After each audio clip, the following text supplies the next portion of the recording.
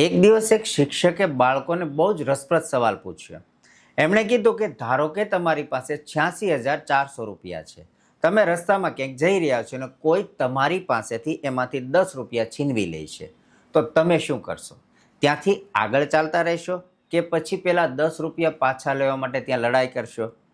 બાળકોએ જવાબ આપ્યો કે અમે આગળ ચાલતા રહીશું, કારણ કે 10 રૂપિયા જેવી મામૂલી રકમ માટે અમે બાકીના 86,390 રૂપિયા લેવાનું રિસ્ક નહીં લઈએ.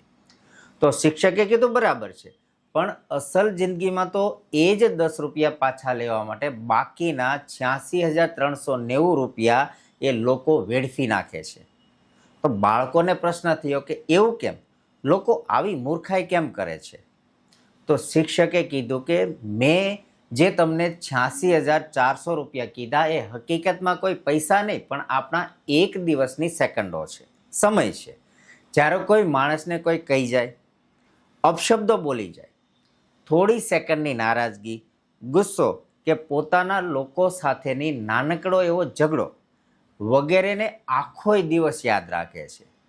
એની એ જ વાતોને ગોળ ગોળ યાદ કરી રાખે છે, મનમાં કડવાશ ભરી રાખે છે, અને આમ કરી અને એ લોકો બાકીની 86,390 સેકન્ડ પણ ગુમાવી દે છે. બાળકોને શિક્ષણની આ વાત સમજાઈ ગઈ કે નાની નાની બાબતોને ત્યાં ને ત્યાં જ ભૂલી જવી જોઈએ, નહીતર આ એક ક્ષણભરનો ગુસ્સો, નારાજગી એ આખા દિવસની તાજગી, ખૂબસૂરતી, આનંદ, ખુશી એ બધું જ છીનવી લે છે અને બાકીના દિવસને કડવાશ ભરી દે છે.